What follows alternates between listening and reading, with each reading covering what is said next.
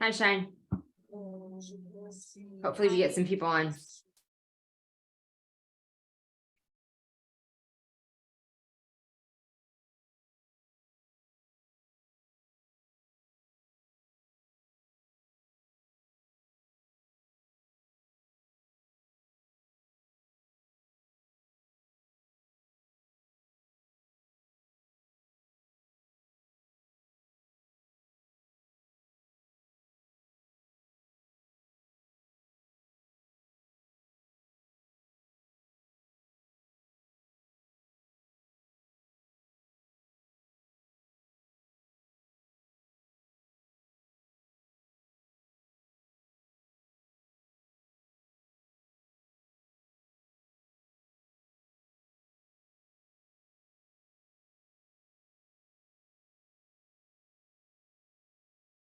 Do you just want to reach out to Joy and like maybe have her post in the books link starting now? Just tell her there's no one on the Collaborate Live. Like, so like post in the group, encourage people to join.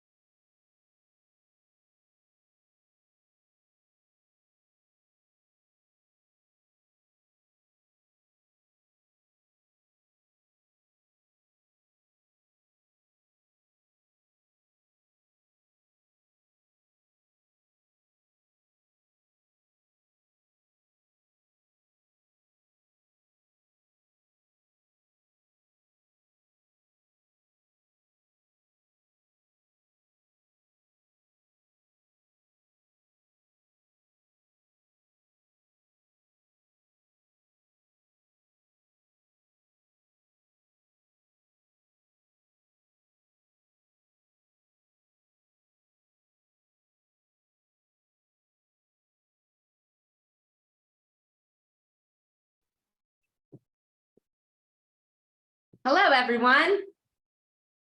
Hey.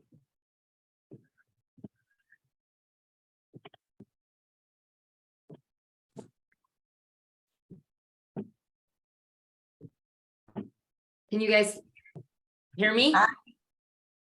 today? Please. Yes. Default microphone has changed now. Okay. Microphones, 1 second.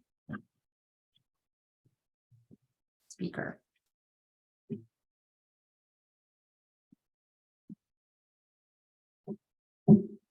Now I can hear people.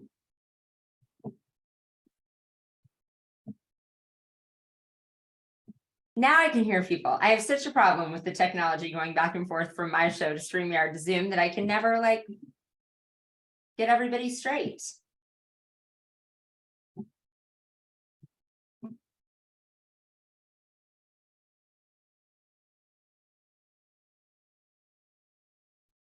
So welcome everyone. Did everyone have a good weekend, good week so far? Summer solstice is today.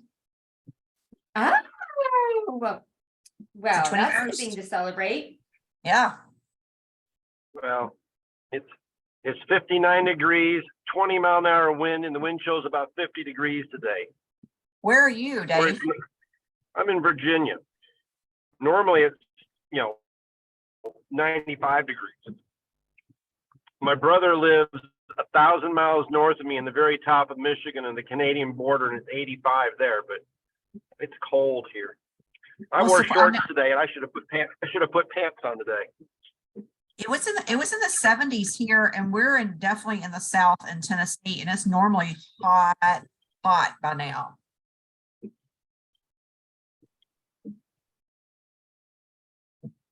I'm just gonna make a little post. At everyone. I'm gonna be annoying and say at everyone too.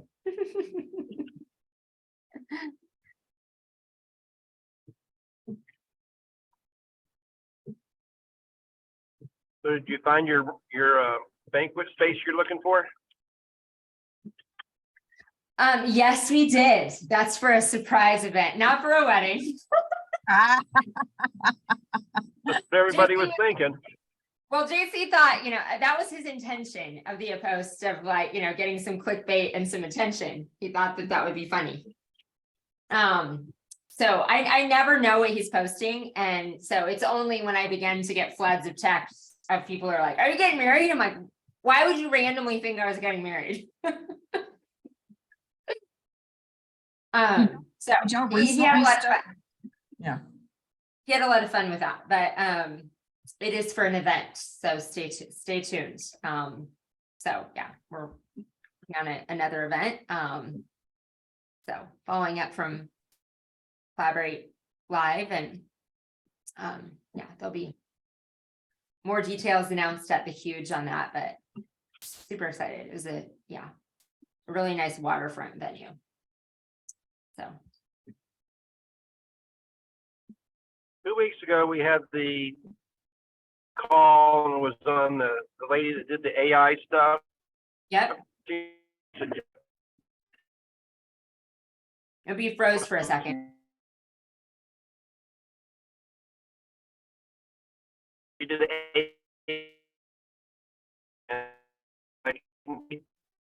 replay of it. The replay, I really wanted to go back and listen to that. yeah. The assistant, I saw that they commented on your post. We were Okay. waiting for Dave on the recording, I think, and then they got it and commented on your post with the link. So Okay, I'll go look. Thank he you. always has to send the Zoom. We need a new system on that. I said, I was like, we gotta just get access to the Zoom so that they can do it right away.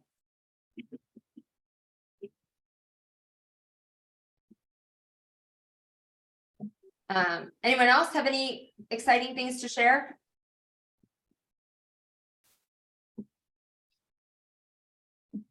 Well, I'm presenting on something different today, but I'm super excited about it. Libby did playbooks 2 weeks ago, so we will do a playbook workshop based on hers again, but I want to give people an option to watch that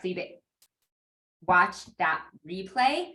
Because she did some really great things on playbooks, but it'll be more of an exercise of being able to do those. We posted that this week because Dave was going to get to be on with us, and we were going to collaborate on that, but he is on a project. I forget exactly what. It's an important meeting, I believe, with the city. So I was still going to present on that, and then I just got done doing my show on Turf Step Radio. I definitely recommend going and watching this one. Not that they aren't all fun and entertaining, but I felt like this one was such a lesson. Like, I told my team to get it geared up and ready, and I'm watching the replay tonight and going through all the exercises. Like, I was blown away for the changes I'm going to make in my life from the episode. So it was Legacy Mike. I forget his actual last name, Wingard, I think. So he does several things.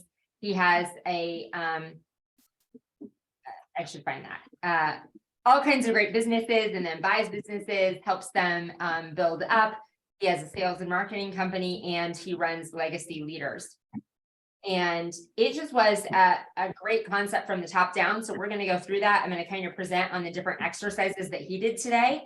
And then we can go through and this be interactive. We'll see if Nick comes on or anyone else joins us today.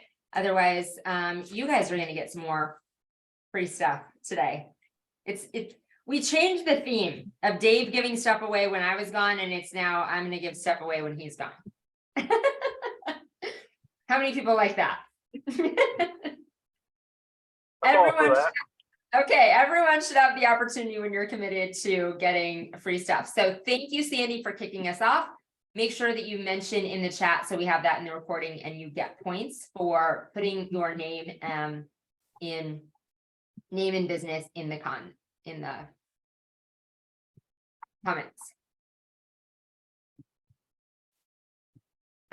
We will have a topic next week, but hopefully I think Dave will be back next week. And then the following week is the 4th of July week. So it's the 5th of July. And I feel like everyone's on sort of a amended schedule of life, especially with the 4th of July on a Tuesday. A lot of people will probably take Monday and Tuesday off. And so be re-entering Wednesday like it's a Monday. So we will not have Collaborate Live on July 5th. I'll be right back. Okay. We'll wait for you while I'm putting my notes in order. Oh, that's what he does. I don't need that one anymore. Anyone have any questions about the event or anything with Collaborate or points or anything like that before we go on?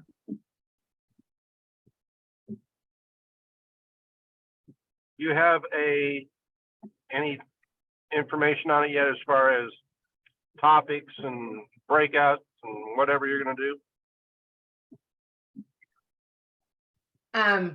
Yeah, I should have Dave announce that if it's not yet. I don't think we have that on the website, so we will get that put up there with speaker schedules and plans for the breakout and collaboration and integration sessions. Wait on me. It's going to take just a second. I'll be right back. Okay. We're waiting on it because I'm putting these things in notes, but that's a great question. We haven't done that. I'm always like doing the food logistics and all the rest and not making sure that other stuff gets on the website. So I will make sure that lineup gets on the website. And we have some really cool videos and promo videos for you guys to share coming. I think Dave's recording some and it'll get all put together in a great video. So How many people you got signed up already? Very many? I'm not sure the exact number. I wasn't monitoring it that closely yet. I mean, we did the initial push and then we haven't done another campaign yet. So kind of when you do events, I've done and organized a lot of events. There's that initial, and then we'll do another push for when early bird special ends.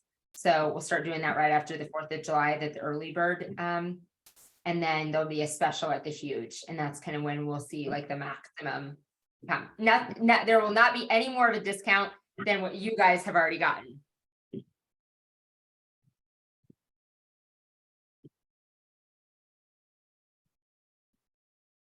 So, any other questions? Mike, thanks for joining us. We haven't said hi to you. I know you're on mute, so you might just be listening, but I appreciate you being on.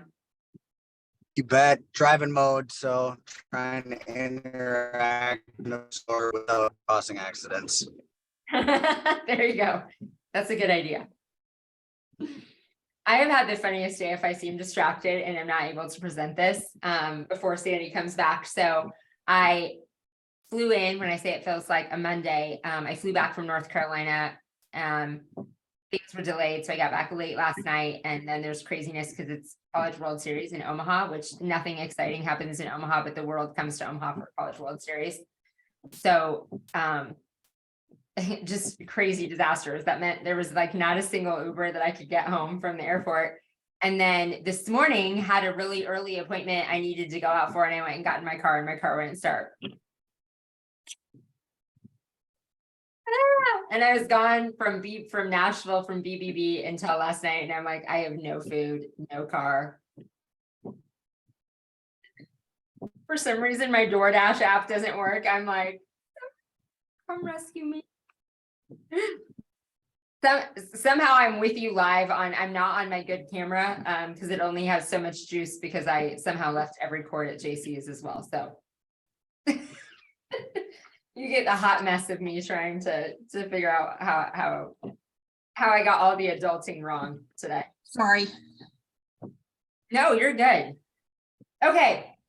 So I'm going to present what Mike presented on that they do at Legacy Leaders. Because if you didn't listen to Legacy's Libby's Playbook one, go back and listen to the recording. It is phenomenal. And if you just use the AI tools that she gave, like even if you have a playbook, it will help you completely rewrite all your playbooks. It is unbelievable. So, okay, so Mike I would encourage you to watch the show that he was on too, because I'm not gonna get it all right. But he was great at just getting us to think at doing our business in a different level as leaders. That so often we talk about removing ourselves from working in the business and all of the in the business details to working on the business. Like, how do we delegate and delete from working in the business to higher level working on the business? And he took it a step further to say, how do you work above the business? How are you not in it? How are you not on it? But how are you above the business?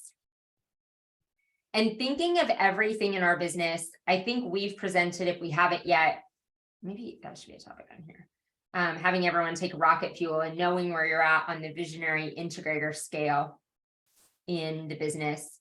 Does everyone know that? Has anyone taken the rocket fuel test and know whether you're a visionary or an integrator? I feel like I Well, know. I would say I'm an integrator, but I've never taken that test. You think you're an integrator? I think I'm an integrator as well. I was like, I would say Sandy from conversations and your energy. I was like, I think you're a master integrator. Really? I don't even know what that means. Well, it's a good thing. Okay. I'm not one, but but I appreciate all the integrators in my life. And Mike, you're a visionary, right? You would actually laugh. I actually scored neither. I am a 65 integrator, 68 visionary. But that was the last time I took it. At BBB would have been March of this year. Okay. I took it last year and I think I scored maybe like 78 visionary. I Okay, tend to so like balance a lot. this March, you were just thinking, I'm in such a chill mode. I don't have to be either one right now. I don't think I want to be honest. I don't think I want to be either of them anymore. I want to just be a silent observer, like just the quiet investor that judges everybody along the way. Well, that's what his point was for above the business. I'm just making money and I'm not any of the things on it, in it, or above it. We'll do this book sometime coming up, Rocket Fuel. It is in the whole that traction series, EOS, when we talked about that, but it talks about visionary integrators. We'll go more into that. But he was saying for every so often big picture in a business, right? We talk about that there is the owner that is like, these are the big goals, the big things that we want to do, regardless if you're a visionary or integrator. Often at the top of a business is, these are our big initiatives, right? We want to start, say we're a lawn and landscape company or a lawn company, and we want to start a irrigation division. Or we want to start a fertilizer. That's a big concept. It's a big thought. As leaders in our companies, we need to keep ourselves in the big thought. We need to keep ourselves in this owner position. So he called it 3 tiers. Most people do it well a lot on the top level of their business, that there is an owner and there's a project manager, and then there's the button pusher. Or I think in the home service space, the technician. That how many times in our business, if we look at all the roles in our business, all the different things that are going on, where are we always the owner?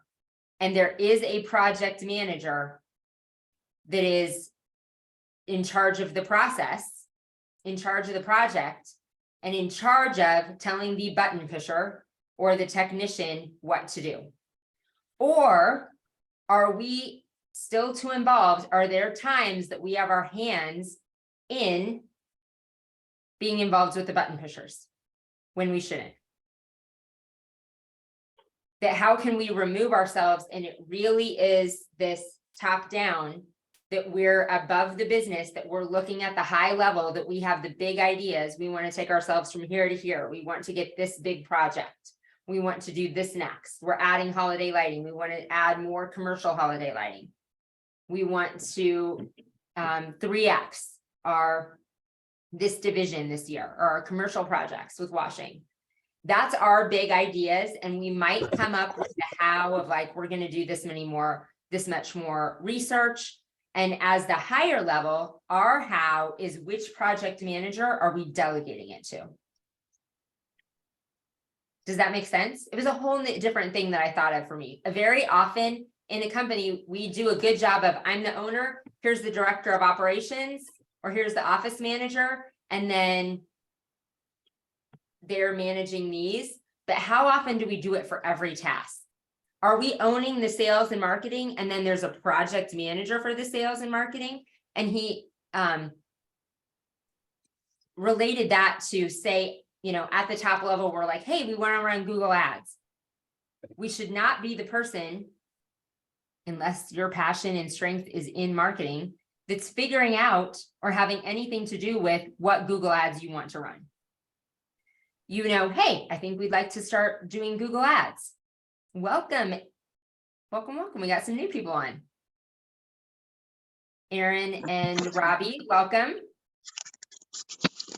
Instead of playbooks today, there is a playbook recording, and we're talking about kind of organization in your business and where your role needs to be. So just a short recap, we were talking about in a business as business owners, that as a company wide, we often do this well, that we're the owner of the business, we're running the business, and then we maybe have someone that's in charge of operations, that's a project manager at some level, and the project manager is then telling the button pushers, technicians, people doing the work what to do. But how do we remove ourselves as owners from telling the button pushers what to do, telling the technicians what to do, being involved with like our hands in the cookie jar with that way too much? We only have the capacity to do so many things. We only have the energy to do so many things. We only have the capacity to do so many things. And so to focus on what we really do best, how does everything in our business, really looking at every single thing in your business, sales and marketing, the finance. So that can be, finance could be like the invoicing, payroll, then it can be in the finance or operations part, like the CRM, managing the customers, invoicing, all of that. And then the operations, like actually doing the work. So those are kind of all the different horizontal buckets, right? Sales and marketing, the financial admin part, and then the operational doing the work part. In each of the, and then underneath all of those, they probably have several buckets too, right? Sales and marketing is two different things. There's a salesperson, and then you have marketing. So underneath sales and marketing, those are two different things. Operations probably have, depending on how many divisions and how many things you're doing, operations might have several things. And those are kind of the features in your org chart. For every single thing in your company, are you involved as a project manager, or is there a project manager? Do you have a project manager in that role, managing each of those things? Welcome, JC. Hello.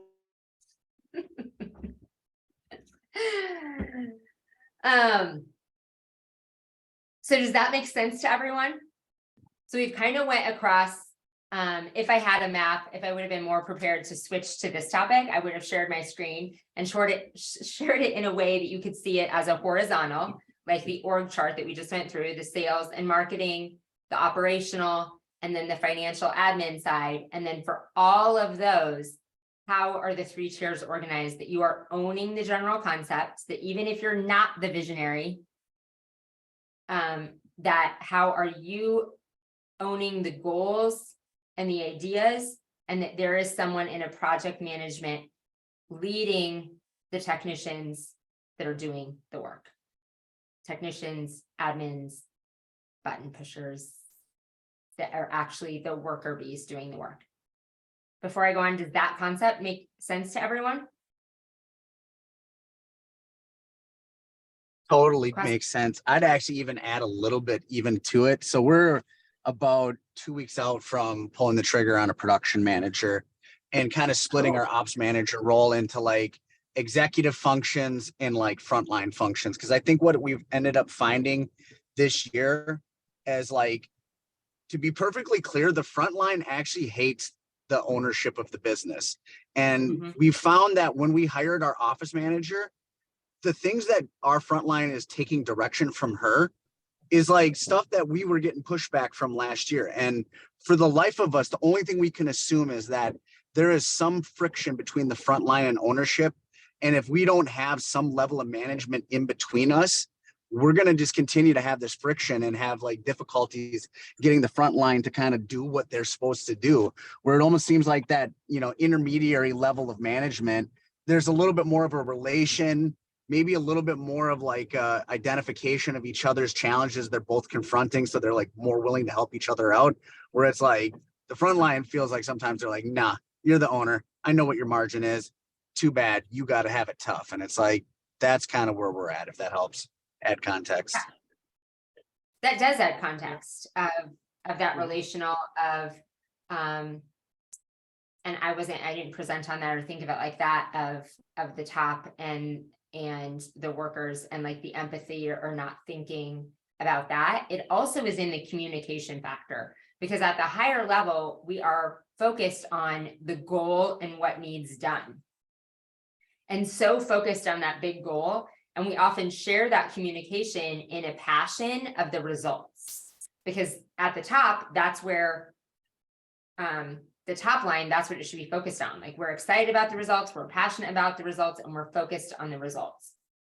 And in the communication tree, we need there to be a project management person that is holding responsible those processes so that both can be true. So that the worker bees and the front line can still see the vision. There can still be the vision casting, and they can believe that they are part of the family and the culture and the goal, and believe in the process. But it is hard in anything for one person to communicate both and they be bought in, like you said, Mike. Like, there's pushback, because there needs to be, it's kind of like the mom and the dad in a relationship too, right? That there's one person doing one side and then one person that's maybe doing like, here's the vision, here's the fun, here's the big things that we're going towards. And then there's somebody that's owning the process and holding people accountable for the details. And it works better if that is not, like you said, the top line. So thanks for contributing that, Mike, because that was a layer that we didn't add. So it's important for two of those. I agree wholeheartedly with him, because I've got one of my companies that me and the guys just don't click, but the guy I put in place of me to run things, but he gets to do stuff they would fight me on, and they'll do it for him. So I don't care if I do it or not. It doesn't matter to me.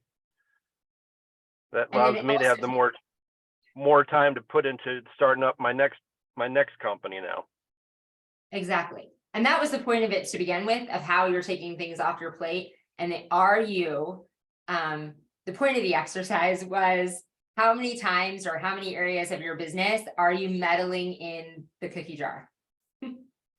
That if you have a project manager in place, that you already have that established, how many times are you meddling and still involved with the front line in any way when there is not a conflict or you don't need to be? So this is a great exercise to go and do, like a takeaway, that it's not just the top level, like just a top level org chart, that there's an owner, there's a general manager, or an owner, office manager, and operations manager, and that's it. But thinking of every single aspect of your company in all of those. So like, we've talked mostly about the production and operations of it, right? But that's just under one tree. Looking at your sales and marketing tree, like sales and marketing. Who is the project manager for sales? And then are there people that are also doing the work underneath the project manager that is owning all of that? In the marketing, are you just being involved at the high level, saying these are the goals, right? This is the end goal I want for marketing, this much growth. I'd like to try these new things. I'd like to try Google Ads. I'd like to try being involved in local networking. And then someone is project managing, making all of those decisions, and someone else is executing, making sure it gets done, whether it's in your organization or you're farming that out. So that's a challenge. That's the first challenge and exercise from today, is going through every level of your business, across it horizontally in all of those areas.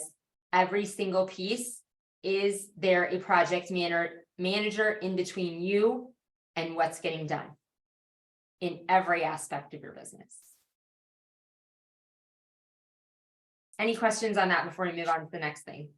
Which I gotta find my notes to see where the next thing is. But that was one big exercise from the day.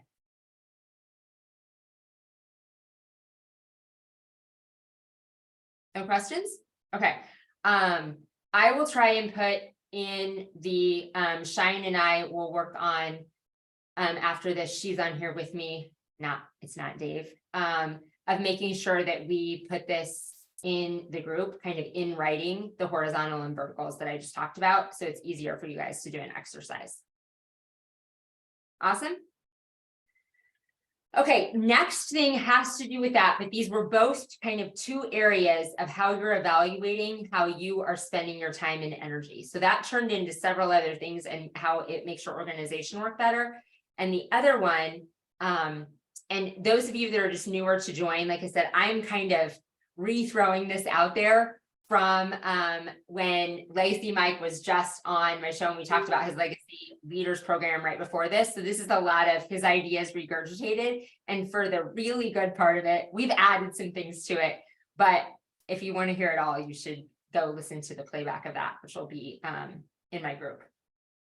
Okay, so second part of aligning everything in your life, and that I said we only have a certain capacity for energy in our life, to one, give to our business, to give to the other people that we want to impact and influence in our life, and to give to our family. There is not an unlimited amount of, it's not really even about the time, that there is not an unlimited amount of energy. And when you decide to give energy to something else, it is ultimately taking the energy away from something. So same thing in your business. If you are chasing one rabbit in your business, that is taking away energy from something else. If you're chasing all kinds of rabbits in different areas of your business or building something new, it is definitely taking energy away from something else. So how do we make the decisions of how we are spending our energy, of where our energy is going? And a lot of times, and we worked through this several weeks ago on here, is the unique genius exercise of evaluating how you're spending your time. And far too many times, and I did this when I taught this exercise, far too many times we just go through what we're doing in our business and see what it is that we can delegate and what it is that we can delete. And we're starting out at the bottom with the tasks. We're starting out with like, okay, I shouldn't be spending my time on that, or I really don't like doing that. I'm going to hire somebody to do that because I don't like doing that. How many times is that the first way we delegate things in our business? I don't like doing that. I'm going to pay somebody to do it. I don't want to do it anymore, right? Most often that's where we start at the bottom. Instead of starting at the top and going top down like that other exercise was. And this starts with your mission. Now, we've talked several times in here about this. We've had an exercise on creating a mission for your company. How many people have mission statements for your company? Everybody? Companies have mission statements? If not, that's important, so your company is aligned. How many of you have a personal mission statement? Anybody have a personal mission statement? I had one that I revisit every year, and I wrote at the beginning of the year. And we have posted this, how to create a personal one, in the Facebook group. But I read mine after I just did that call, and I'm like, oh, I need to realign it a little. It didn't sound quite as good as Mike's. Mine was similar to his in how am I intentionally spending my energy and helping other people become the best versions of themselves. But I just felt like it wasn't quite as dialed in. So what is your personal mission statement? Of really thinking about, he was talking about his legacy leaders program, of what do you want your legacy to be at the end of your life? Like, what is really important to you? And that's not just little things like spending time with my family, or JC, and say yours. That needs work to motivate and inspire one individual every day. See, that's good. I agree. Mine's like that, like a short version that I was like, this needs expanded on and the why behind it. When you have that mission statement of what you really want your legacy to be, and you start with that, and it's about your personal one, because then that's the way you behave in your business too. So, right, your personal mission statement should encompass everything that you want for yourself, for your family, for the people that are important to you in your life, and for your business, and encompass all of it. If you start with that and are really honed in on that, so that's assignment number 2. If you can't find it, send me a message, but the exercise to do it, we took it from the Carson group, the blueprint of Carson group, and we kind of remade it, but it's a whole exercise in creating your own personal mission statement, and goes into like the thing, asks you great questions about like your legacy. You get to circle things that you believe are your values and core to you and all that, and it helps you create your mission statement. So that's assignment number 1, create a personal mission statement. When you are so solid in your personal mission statement, it helps you make every other decision in your life. And I talk a lot about decision fatigue. This is a major one, probably the most crucial thing. If you are rock solid in your mission statement, and it gives you, like, every time you say it, you've written it so well that it resonates with you, that it gives you chills. And if you say it with passion, it gives other people chills when you say it to them. I'm not the only person that gets like chills or goosebumps, right? When somebody is like, wow, and you're like, I can just see the passion in your face. So when you're so solid on that, then when an opportunity comes, or a decision in your business comes, a new thing comes, how you spend your time, it isn't something that seems like it takes energy to make a decision about, because you're making all your decisions based on, does this align with my personal vision? And as entrepreneurs, you guys, and I am way guilty of this, and way guilty. A new opportunity comes, a new shiny object comes, a big like opportunity. Like I'll say, like, Turf's Up Radio offered me a radio show. Like, was that a good idea or not? I don't think I was solid in my mission statement right then. I was walking through doors, and I don't regret that. But it's without a personal mission statement that you really want to move your life towards, it's easy to say yes to fun, sparkly objects, right? Opportunities that come and you're like, hey, yeah, this sounds like a good idea. Oh, this is a great opportunity for the business. It might be a new commercial project that seems like a lot of money at the time. Like, oh, this is going to grow our business. That's a lot of money. But without evaluating the decision through the lens of, does this align, you can be chasing all kinds of sparkly objects. And like I said, that energy, you only have so much energy. So now you've divided your energy, and are suddenly feel like you're living in this misalignment, because you're not living in your purpose. And you've now taken energy away, and you're not the best for your family. You're not the best for your team members, because you're not living in alignment with, you don't feel like you're living in alignment yourself, and you're suddenly out of energy. So you don't really know how to do the unique genius exercise.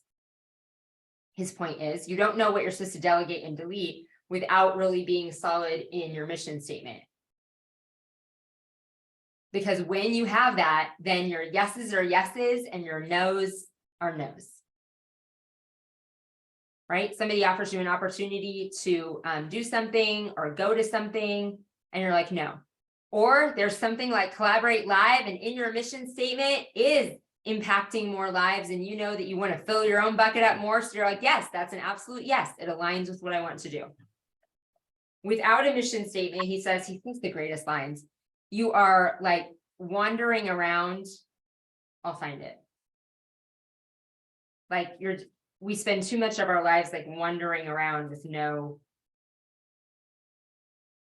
wanderlust. Okay, who has a question on that?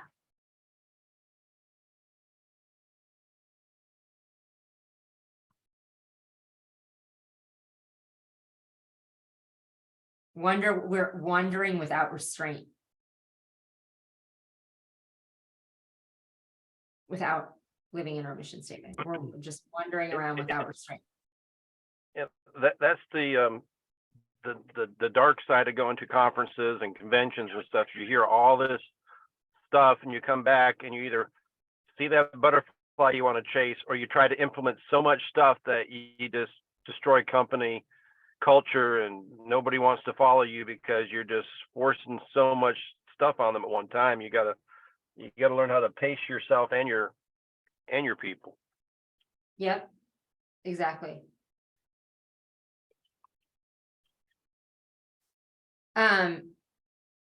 So that's my 2 assignments for you. And the real things that came out of this are write a personal mission statement so that everything is in alignment with that before you figure out what you're delegating and deleting in your business.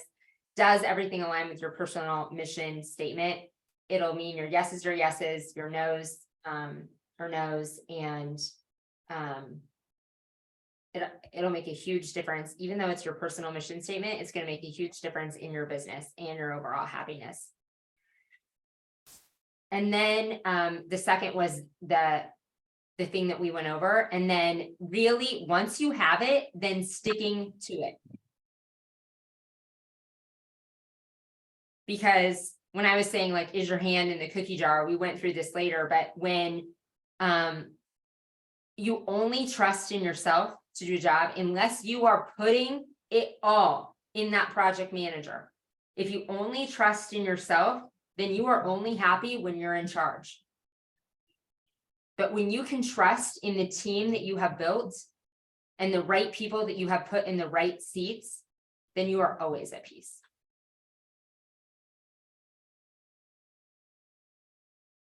So if you only trust in yourself and only trust in you checking up on the things, then you can only be at peace when you are in charge or have your hands in a project. If you trust in the team that you put in place, you will always be at peace.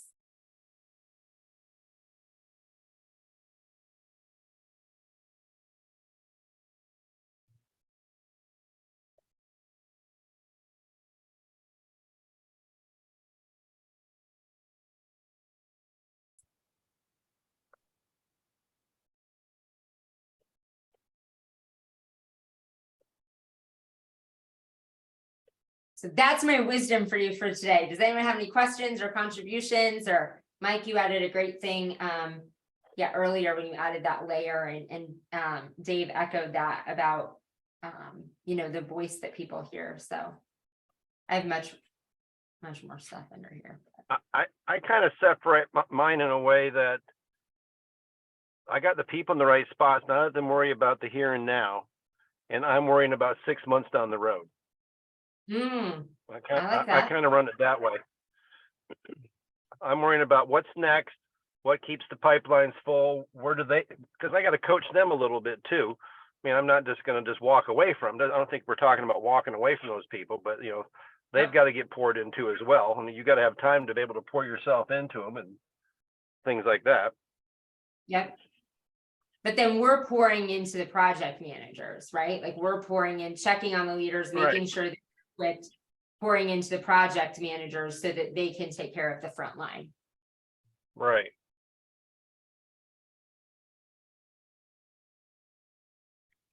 So how are you, that was a great way to put it, like that you're thinking of 6 months out. So how are you equipping that front line?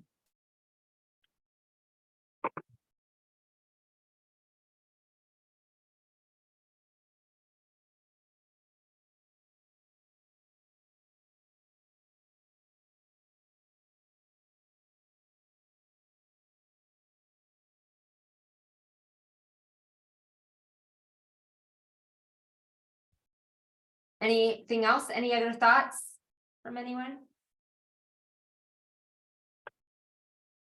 Hopefully this gives you a lot of times, like Dave said, we'll have a topic, or there's the playbook, or there's this exercise, and it's more of like, oh, can I implement in this business? And I hope that this is a mindset one, not that they're not all great, but this is one that you take seriously and do this before next week. Like, take a moment, sit down. Like he said, grab a glass of wine or a glass of whiskey and decide, work on your personal mission statement. And then take a moment, and maybe that one is with somebody in your organization, and really map everything out.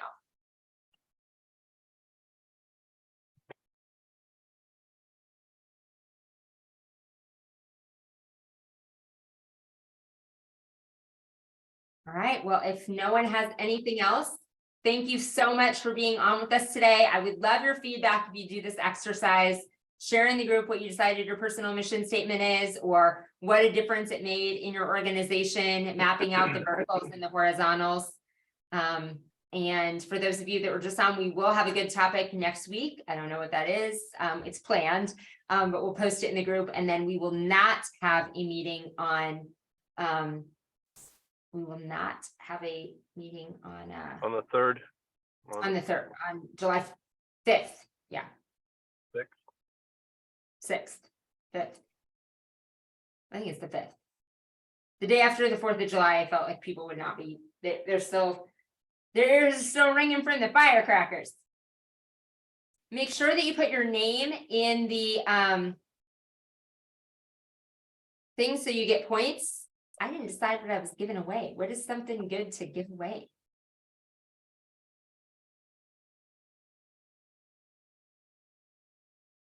Somebody have a giveaway suggestion?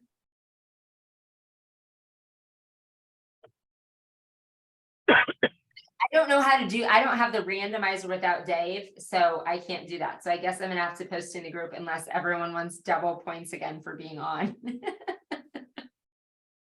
Points are always good. Okay. I'll try and think of some like fun, like gifty that we'll send you as well. For people, I just can't do the random selector now. So make sure your name gets in that, and we will pick somebody for something fun that we're going to send you. And then I'm going to make it another double points week. When Dave doesn't show up, I get to make my own rules. Yay. I can't wait for him to listen to that and be like, oh, Angela making her own rules every week. Well, teach him not to be here, right? That's right. Okay, awesome. Well, thank you guys for being on, and we will see you next week. All right. Thank you. Bye-bye. Bye.